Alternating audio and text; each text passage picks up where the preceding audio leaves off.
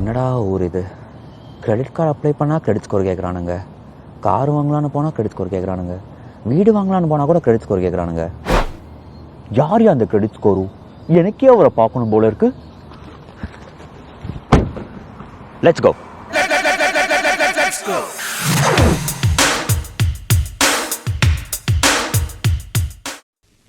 உனக்கு ஸ்கோர் என்ன தெரியுமா? தெரியாது. That's why I don't like fools. Bloody fools. Nonsense. பாரதேசி நாயே, வீட்ல திங்கறதுக்கு சோறு இருக்காடா? கனடா இல்ல யூஎஸ் உங்களுக்கு தெரிஞ்ச யாராச்சும் வராங்கன்னா என்ன சொல்வீங்க? வாங்கச்சி வாங்கச்சி, உங்களுக்காக தான் இவ்வளவு வருஷமா காத்துட்டு இருந்தேன் தெரியுமா, ஒரு வழியா வந்துட்டீங்களா? வந்துட்டியா? இவனுக்கெல்லாம் எப்படா இங்க சான்ஸ் கிடைச்சது? இவனும் இந்த ஊருக்கு வந்துட்டான்டா.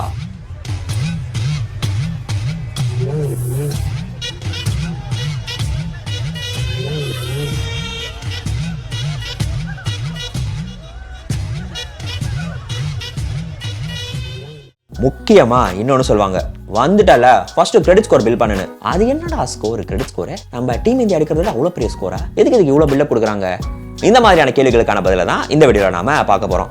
பட் நான் கனடா அண்ட் யூஎஸ்லாம் செட்டில் ஆகிற ஐடியா எனக்கு இல்லப்பா. இங்க வந்துட்டு 2 வருஷம் நல்லா சம்பாதிச்சுட்டு அப்புறம் என் சொந்த ஊருக்கு போயிடுவேனா? இந்த வீடியோ உங்களுக்கு இல்ல. நம்ம சேனல்ல நிறைய டிராவல் வீடியோஸ் போட்டிருக்கேன், அதை போய் பாருங்க.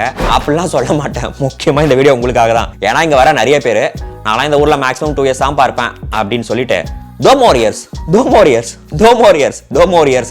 செட்டில் ஆனவங்க தான். அதனால குறிப்பா நீங்க தான் இந்த வீடியோவை பார்த்தாகணும். ஏ வாப்பா குமார், என்ன இந்த பக்கம் திண்டுக்கல் மதுரை எல்லாம் போயிட்டு வந்துட்டியா?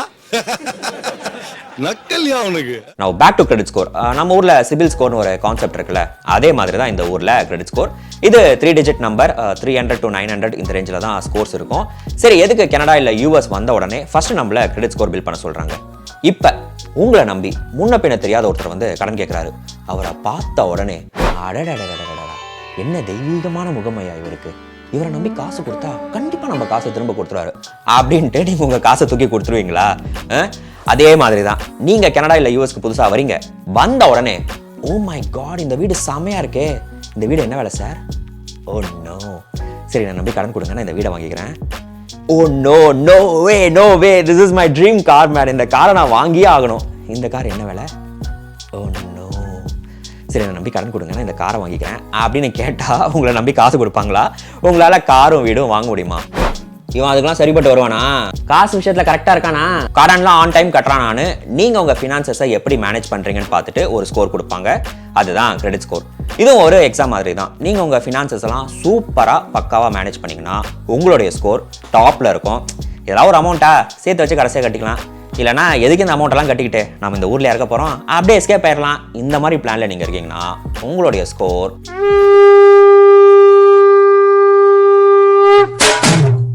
கிரெடிட் ஸ்கோருக்குள்ள டீடைலா போகிறதுக்கு முன்னாடி ஒரு முக்கியமான क्वेश्चனை ஃபர்ஸ்டே ஆன்சர் பண்ணிடுறேன்.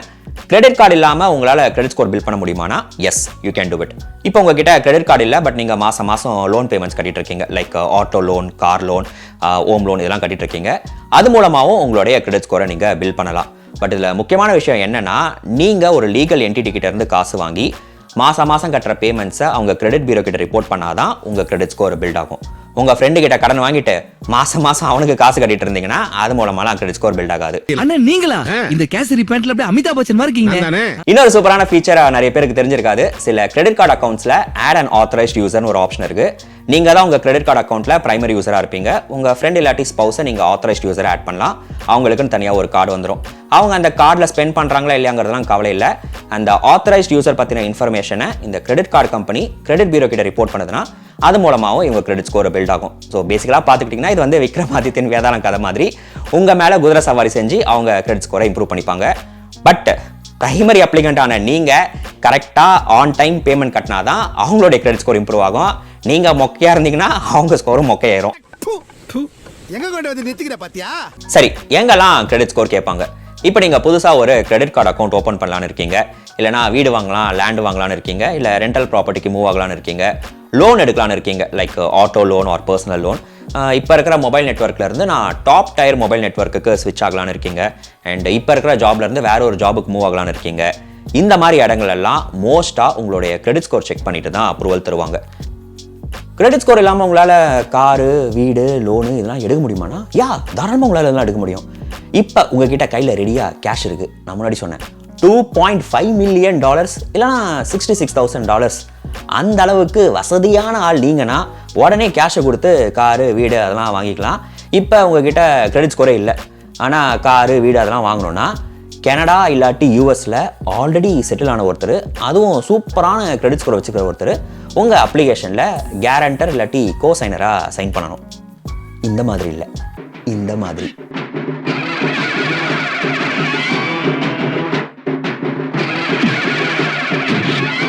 கொஞ்சம் பேர் இதை நோட் பண்ணியிருப்பீங்க. சில ஸ்ட்ரீட்ஸ்லாம் நோட்டீஸ் போட்டிருப்பாங்க, உங்ககிட்ட கிரெடிட் ஸ்கோரே இல்லையா, or do you have bad credit, don't worry, எங்களை நம்பி வாங்க, வித்தின் 10 செகண்ட்ஸில் உங்களுக்கு அப்ரூவல் கொடுக்குறோன்ட்டு. அவனுங்களை மட்டும் நம்பவே நம்பாதீங்க, தலையில் மிளகா அரைச்சி விட்ருவாங்க. நீங்கள் நம்பி போய் அவங்ககிட்ட பேசுனீங்கன்னா, இங்கே பாருங்கள் சார், கனடாவுக்கு புதுசாக வந்தவங்களுக்கு, அதுவும் கிரெடிட் ஹிஸ்டரியே இல்லாதவங்களுக்கு இவ்வளவு கம்மியான இன்ட்ரெஸ்ட் ரேட்டில் யாருமே லோன் கொடுக்க மாட்டாங்க, நாங்கள் உங்களுக்காக சூப்பரான ஆஃபரில் கொடுக்குறோம், இதை விட்டிங்கன்னா உங்களுக்கு வேறு எங்கேயுமே கம்மியான ஆஃபரில் கிடைக்காது அப்படிலாம் சொல்லி பிரெயின் வாஷ் பண்ணி உங்கள் தலையில் கட்டி விட்டுருவாங்க. இப்போ உங்களுக்கு சூப்பரான கிரெடிட் ஸ்கோர் இருக்கிறதுல அப்ரூவல் கிடைக்குது அப்படிங்கிற விஷயத்தை தாண்டி இன்ட்ரெஸ்ட் ரேட்டும் கம்மியாக இருக்கும். இன்ட்ரெஸ்ட் ரேட்டு 1% கம்மியாக இருந்ததுன்னா அது எவ்வளோ பெரிய டிஃப்ரென்ஸ் கொடுக்குங்கிறத ஒரு குட்டி எக்ஸாம்பிளோட பார்ப்போம் வாங்க. இப்போ நான் உங்கள் கூட ஷேர் பண்ண போகிற எக்ஸாம்பிள் canada.ca வெப்சைட்லேயே இருக்குது. சில பேர் யோசிப்பீங்க, விசா ப்ராசஸ், பிஆர் ப்ராசஸ் அப்போ கடைசியாக அந்த வெப்சைட்டை பார்த்த மாதிரி ஞாபகம்னு. ஆனால் அப்ளிகேஷன் ப்ராசஸை தாண்டி நிறைய யூஸ்ஃபுல்லான விஷயங்கள்லாம் அந்த வெப்சைட்டில் கொடுத்துருக்காங்க. நீங்கள் கனடாவுக்கு வரலான்னு பிளான் பண்ணுறீங்க, இல்லை இப்போ தான் கனடாவில் வந்து லேண்ட் ஆகிருக்கீங்க, இல்லை பல வருஷமாக கனடாவில் இருக்கீங்க, நீங்கள் எந்த கேட்டகரியில் ஃபிட் ஆவீங்களோ அதுக்கேற்ற மாதிரி கனடாவில் எப்படி சக்ஸஸ்ஃபுல்லாக உங்கள் லைஃப்பை லீட் பண்ணலான்ட்டு சூப்பராக நிறைய இன்ஃபர்மேஷன்லாம் கொடுத்துருக்காங்க. சில கஷ்டமான டாபிக்ஸ் கூட எல்லாருக்கும் புரிகிற மாதிரி சிம்பிள் எக்ஸாம்பிளோட நல்ல டீட்டெயில்டு எக்ஸ்பிளைன் பண்ணியிருக்காங்க. அப்படி ஒரு எக்ஸாம்பிளாக தான் இப்போ நம்ம பார்க்க போகிறோம். இப்போ நீங்கள் கனடாவில் வீடு வாங்கிட்டீங்க, டவுன் பேமெண்ட்லாம் கட்டிட்டு உங்களுடைய மார்ட்கேஜ் வேல்யூ எவ்வளோன்னு பார்த்தீங்கன்னா 300K. இதுதான் உங்களுடைய லோன் அமௌண்ட்.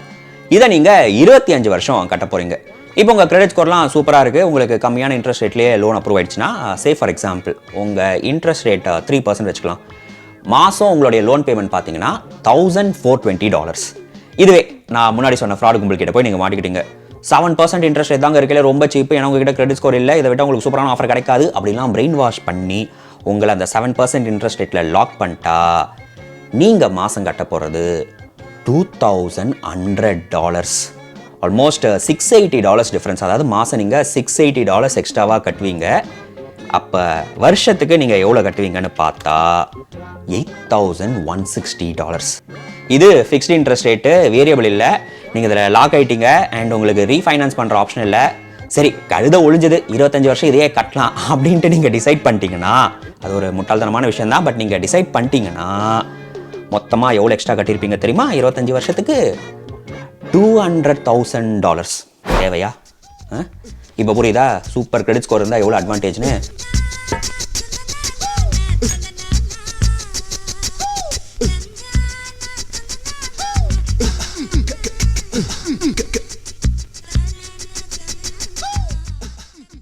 கிரெடிட் ஸ்கோர்னா என்ன, ஏன் அதுக்கு அவ்வளோ இம்பார்ட்டன்ஸ் கொடுக்குறாங்க, எங்கெங்கெல்லாம் உங்கள் கிரெடிட் ஸ்கோரை செக் பண்ணுவாங்க, அதெல்லாம் நம்ம பார்த்தோம். நெக்ஸ்ட்டு ஒரு சூப்பரான கிரெடிட் ஸ்கோர் மெயின்டைன் பண்ணுறதுக்கு நீங்கள் என்னென்ன பண்ணணும், எந்தெந்த ஃபேக்டர்ஸ்லாம் உங்கள் கிரெடிட் ஸ்கோரை டிட்டர்மைன் பண்ணதுங்கிறத பார்க்கலாம். Number 1, payment history. உங்கள் கிரெடிட் ஸ்கோரில் ஆல்மோஸ்ட் 35% இதுதான் டிட்டர்மைன் பண்ணும். Credit card payments or loan payments on time due date முன்னாடி கரெக்டாக கட்டிட்டு வந்தீங்கன்னா உங்களுடைய கிரெடிட் ஸ்கோர் சூப்பராகவே இன்க்ரீஸ் ஆகும். இதில் சில பேர் காமனாக பண்ணுற தப்பு என்னென்னா, இந்த மாதம் கொஞ்சம் பட்ஜெட் டைட்டாக இருக்கே, பேசாமல் இப்போ பேமெண்ட்டை ஸ்கிப் பண்ணிவிட்டு நெக்ஸ்ட் மந்த் எனக்கு பல்காக காசு வரும், அப்போ ஒரேடியாக கட்டிடலாம் அப்படிங்கிற பிளானை மட்டும் தயவு செஞ்சு பண்ணவே பண்ணாதீங்க. ஏன்னா ஒரு வாட்டி நீங்கள் பேமெண்ட் மிஸ் பண்ணாலும் உங்களுடைய கிரெடிட் ஸ்கோர் அடி வாங்கும். ஒவ்வொரு கிரெடிட் கார்ட்லையும் மினிமம் பேமெண்ட் அமௌண்ட்னு ஒன்று இருக்கும், அட்லீஸ்ட் அதையாச்சும் கட்டுங்க. என்னுடைய சஜஷன் என்னென்னா, மினிமம் பேமெண்ட் அமௌண்ட் என்ன, ஸ்டேட்மெண்ட் பேலன்ஸ் என்ன அப்படின்னு பார்த்துட்டு இது ரெண்டுத்துக்கும் இடையில ஒரு அமௌண்ட்டை உங்களால் கட்ட முடியும்னா அதை கட்டுங்க. ஃபார் எக்ஸாம்பிள் உங்களுடைய மினிமம் பேமெண்ட் அமௌண்ட்டு வந்து $50 அண்ட் ஸ்டேட்மெண்ட் பேலன்ஸ் வந்து $1,000னா $300 to $400 நீங்கள் கட்டினீங்கன்னா பேமெண்ட் பண்ண மாதிரியும் ஆச்சு, நெக்ஸ்ட் மந்த் உங்களுடைய இன்ட்ரெஸ்ட் அமௌண்ட் குறைஞ்ச மாதிரியும் ஆச்சு. திரும்பவும் சொல்கிறேன், பேமெண்ட் மிஸ் பண்ணிவிட்டு அந்த மிஸ் பண்ண பேமெண்ட் கலெக்ஷனுக்கு போயிடுச்சுன்னா உங்களுடைய கிரெடிட் ஸ்கோரை அந்த ஆண்டவனாலையும் காப்பாற்ற முடியாது. Number 2, credit utilization. நிறைய பேர் தப்பு பண்ணுற இடம் இதுதான். குறிப்பாக கனடாவுக்கு புதுசாக வர இமிகிரண்ட்ஸ் கிரெடிட் யூட்டிலைசேஷன் எப்படி ஒர்க் ஆகுதுன்னு தெரியாமல் கிரெடிட் கார்டில் கண்ட மேனிக்கு செலவு பண்ணுவாங்க. நீங்கள் கனடாவுக்கு புதுசாக வரும்போது ஸ்டார்டிங்கில் உங்களுடைய கிரெடிட் லிமிட் கம்மியாக தான் இருக்கும். For example $1000. ஐயோ நம்ம கையில் கிரெடிட் கார்டு கொடுத்துறாங்களே, இதில் பயங்கரமாக செலவு பண்ணால் தான் உங்களுடைய கிரெடிட் ஸ்கோர் இன்க்ரீஸ் ஆகும்னு சொல்லிட்டு எடுத்த உடனே $800 அதில் தீட்டிடக்கூடாது. இந்த கிரெடிட் யூட்டிலைசேஷன் எப்படி ஒர்க் ஆகுதுன்னா, உங்களுடைய கிரெடிட் லிமிட் எவ்வளோ, அதில் நீங்கள் எவ்வளோ யூஸ் பண்ணுறீங்கன்னு. இப்போ உங்கள் லிமிட் $1000 அண்ட் நீங்கள் $800 ஸ்பெண்ட் பண்ணிட்டீங்கன்னா உங்கள் யூட்டிலைசேஷன் 80%. அண்ட் இது ரொம்ப ரொம்ப ரொம்ப ரொம்ப ஹை. நிறைய பேர் சஜஸ்ட் பண்ணுறது என்னென்னா, உங்கள் யூட்டிலைசேஷனை 30% கூட வச்சுக்கிட்டிங்கன்னா உங்களுடைய கிரெடிட் ஸ்கோர் சூப்பராகவே இன்க்ரீஸ் ஆகும்ட்டு. ஸோ இப்போ $1000 உங்கள் லிமிட்னா அந்த கார்டில் 300 to 350 வரைக்கும் ஸ்பெண்ட் பண்ண பழகிக்கோங்க. வேறு ஏதாச்சும் டிரான்சாக்ஷன்ஸ் பண்ணணுன்னா ஒன்று கேஷில் பண்ணுங்கள், இல்லாட்டி டெபிட் கார்டில் பண்ணுங்கள். இப்படி நீங்கள் உங்கள் யூட்டிலைசேஷனை கண்ட்ரோலில் வச்சுக்கிட்டு ஆன் டைம் பேமெண்ட்ஸ் கட்டிட்டு இருந்தீங்கன்னா 6 மந்த்ஸுக்குள்ளே உங்களுடைய கிரெடிட் கார்டு கம்பெனி உங்களை காண்டாக்ட் பண்ணி உங்கள் கிரெடிட் லிமிட்டை இன்க்ரீஸ் பண்ண சான்சஸ் இருக்குது. அண்ட் உங்கள் கிரெடிட் ஸ்கோரும் பில்ட் ஆகிருக்கும், நீங்கள் அடுத்த கிரெடிட் கார்டும் அப்ளை பண்ணலாம். ஸோ இப்போ $1000 இருக்கிற உங்களுடைய லிமிட்டை சீக்கிரமே 2000, 3000, 4000 ஆகலாம். $300 ஸ்பெண்ட் பண்ணிட்டு இருக்கிற நீங்கள் 600, 900 அதிகமாகவும் ஸ்பெண்ட் பண்ணலாம். ஆனால் ஒன்றை மட்டும் மைண்டில் வச்சுக்கோங்க, எவ்வளோ கிரெடிட் கார்ட்ஸ் நீங்கள் வாங்கினாலும் உங்கள் யூட்டிலைசேஷனை 30% கூட வச்சுக்க பழகிக்கோங்க எல்லா கார்டுலேயும். Number 3, credit history length. Credit கார்டை கரெக்டாக யூஸ் பண்ணுறோம், பேமெண்ட்ஸும் கரெக்டாக கட்டிகிட்டு இருக்கோம், கூடவே இதை எவ்வளோ வருஷம் கரெக்டாக பண்ணுறோன்னு செக் பண்ணுவாங்க. உங்கள் credit card or loan account நீங்கள் என்றைக்கு ஃபஸ்ட்டு ஓப்பன் பண்ணுறீங்களோ அன்னிலேருந்து உங்களுடைய கிரெடிட் ஹிஸ்ட்ரி லென்த் ஸ்டார்ட் ஆகுது. ஆரம்பத்தில் இது எல்லாருக்கும் கம்மியாக தான் இருக்கும். அண்ட் உங்கள் கிரெடிட் ஸ்கோரில் 15% இது தான் டிட்டர்மைன் பண்ணும். கிரெடிட் ஹிஸ்ட்ரி லென்த் பொறுத்த வரைக்கும் நீங்கள் மைண்டில் வச்சுக்க வேண்டிய விஷயம், புதுசாக ஒரு கிரெடிட் கார்டு அக்கௌண்ட் ஓப்பன் பண்ணுறீங்கன்னா உங்களுடைய கிரெடிட் ஹிஸ்ட்ரி லென்த் குறையும். ஃபார் எக்ஸாம்பிள் இப்போ ஒரு கிரெடிட் கார்டை நீங்கள் 18 months யூஸ் பண்ணிட்டு இருக்கீங்க. புதுசாக ஒரு கிரெடிட் கார்டு அப்ளை பண்ணுறீங்க, அப்ரூவ் ஆயிடுச்சு, அதை நீங்கள் 1 month யூஸ் பண்ணுறீங்க. இப்போ உங்களுடைய கிரெடிட் ஹிஸ்ட்ரி லென்த் 19 months நீங்கள் நினச்சிங்கன்னா இல்லை, இது வந்து ஆவரேஜ். ஸோ 2 கார்டு 19 months பார்த்தீங்கன்னா 9 to 10 months தான் உங்களுடைய புது கிரெடிட் ஹிஸ்ட்ரி லென்த். இதில் நிறைய பேர் பண்ணுற தப்பு என்னென்னா, புதுசாக ஒரு கார்டு வந்த உடனே இந்த பழைய கார்டில் பெருசாக எந்த பெனிஃபிட்ஸும் இல்லை, ரிவார்ட்ஸும் இல்லை, எதுக்கு இதை யூஸ் பண்ணிக்கிட்டு அப்படின்ட்டு பழைய கார்டை க்ளோஸ் பண்ணிவிடுவாங்க. தயவு செஞ்சு உங்களுடைய ஓல்டஸ்ட் அக்கௌண்ட்டை மட்டும் க்ளோஸ் பண்ணவே பண்ணிடாதீங்க. ஏன்னா உங்கள் ஓல்டஸ்ட் அக்கௌண்ட்டை நீங்கள் க்ளோஸ் பண்ணிங்கன்னா ஃபஸ்ட்டு உங்களுடைய கிரெடிட் லிமிட் குறையும், ரெண்டாவது அந்த ஓல்டஸ்ட் கார்டு க்ளோஸ் ஆயிடுச்சுன்னா அதோட பில்டான கிரெடிட் ஹிஸ்ட்ரி லென்த்தும் போயிடும். அவ்வளோதான். இந்த ரெண்டும் போயிடுச்சுன்னா உங்கள் கிரெடிட் ஸ்கோரும் போயிடும். உங்ககிட்ட ஒரு பழைய கிரெடிட் கார்டு இருக்குது, அதை நீங்கள் யூஸ் பண்ண போகிறதில்ல, அண்ட் அதில் ஆனுவல் ஃபீஸ் இல்லைன்னா அது பாட்டு வீட்டில் ஒரு மூலையில் கிடக்கட்டுமே. அண்ட் அந்த கார்டு எக்ஸ்பயர் ஆகும்போது புதுசாக ஒரு கிரெடிட் கார்டு அனுப்புவாங்க, அதை நீங்கள் ஆக்டிவேட் பண்ணிக்கிட்டு திரும்ப அதே மூலையில் வச்சுருங்க. அப்படி தான் நானும் இவ்வளோ கிரெடிட் கார்ட்ஸ் வச்சுருக்கேன். Number 4, number of credit accounts. உங்ககிட்ட எவ்வளோ கிரெடிட் கார்டு அக்கௌண்ட்ஸ் இருக்குது, எவ்வளோ லோன் அக்கௌண்ட்ஸ் இருக்குது, இதெல்லாம் பார்ப்பாங்க. நிறைய கிரெடிட் கார்டு அக்கௌண்ட்ஸ் இருந்ததுன்னா உங்களுடைய கிரெடிட் லிமிட்டும் அதிகமாக இருக்கும். நிறைய பேர் என்ன ரெக்கமெண்ட் பண்ணுவாங்கன்னா, at least 3 to 4 credit card accounts ஆச்சும் வச்சுக்கோங்கன்ட்டுன்னு. நல்ல ரெக்கமெண்டேஷன் தான், ஆனால் அதை நம்ம கரெக்டாக மேனேஜ் பண்ணணும். வந்த உடனே 3-4 கிரெடிட் கார்டுக்கு உடனேலாம் அப்ளை பண்ணக்கூடாது. கனடாவுக்கு இமிகிரண்ட்டாக வரீங்கன்னா ஃபஸ்ட்டு ஒரு பேங்க்கில் ஒரு கிரெடிட் கார்டு அக்கௌண்ட் ஓப்பன் பண்ணுங்கள், அதை நல்லா மெயின்டைன் பண்ணுங்கள். 9 to 12 months ஆனதுக்கப்புறம் அடுத்து எந்த கிரெடிட் கார்டுக்கு உங்களுக்கு அப்ரூவல் கிடைக்க நல்ல சான்சஸ் இருக்குன்னு பார்த்துட்டு அந்த கிரெடிட் கார்டுக்கு நீங்கள் அப்ளை பண்ணுங்கள். ஜென்ரல் ரூல் ஆஃப் தம் என்னன்னா, ஒரு கிரெடிட் கார்டு அக்கௌண்ட் ஓப்பன் பண்ணுறதுக்கும் இன்னொரு கிரெடிட் கார்டு அக்கௌண்ட் ஓப்பன் பண்ணுறதுக்கும் அட்லீஸ்ட் 9 to 12 months கேப் ஆச்சு விடுங்க. ஸோ தட் உங்களுடைய கிரெடிட் ஹிஸ்ட்ரி லென்த்தும் அடி வாங்காது. சில பேர் என்ன பண்ணுவாங்கன்னா, உடனே 3-4 அப்ளிகேஷன் போடுவாங்க, அதில் நிறைய ரிஜெக்ட் ஆகிடும். அண்ட் ரிஜெக்ட் ஆனால் சும்மா இருக்க மாட்டானுங்க. ஐயோ அப்ளிகேஷன் ரிஜெக்ட் பண்ணிட்டான்டா, என்ன பண்ணுறான் பாருடான்னு சொல்லிட்டு அடுத்த நாளே வேற ஒரு கிரெடிட் கார்டுக்கு அப்ளை பண்ணுவாங்க.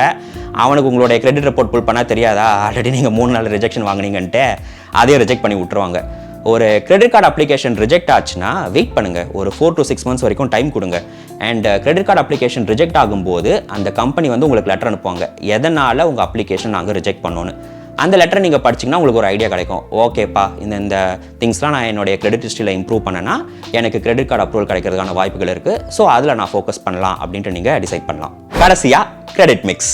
3-4 கிரெடிட் கார்டு அக்கௌண்ட் ஓப்பன் பண்ணி கிரெடிட் ஸ்கோர் இன்க்ரீஸ் பண்ணுறதுக்கு பதிலாக கிரெடிட் கார்ட்ஸ் கூடவே ஹோம் லோன், ஆட்டோ லோன், இல்லை பர்சனல் லோன் வச்சுருந்தாலும் உங்கள் கிரெடிட் ஸ்கோர் இம்ப்ரூவ் ஆகும்.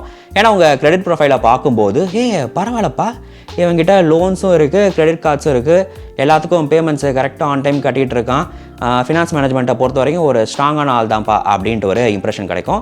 பட் நான் முன்னாடி சொன்ன நம்பர் ஆஃப் அக்கௌண்ட்ஸ் அண்ட் இந்த கிரெடிட் மிக்ஸ்லாம் உங்கள் கிரெடிட் ஸ்கோர் அந்த அளவுக்கு பெருசாக இம்பாக்ட் பண்ணாது. மிஞ்சி போனால் 5% to 10% அவ்வளோதான் அது இம்பாக்ட் பண்ணும். But it's always good to have. சரி, இவ்வளோ விஷயம் சொல்லிட்டேன். ஆனால் கிரெடிட் ஸ்கோர் எப்படி செக் பண்ணுறதுன்னு சொல்லவே இல்லைன்னு தானே யோசிக்கிறீங்க.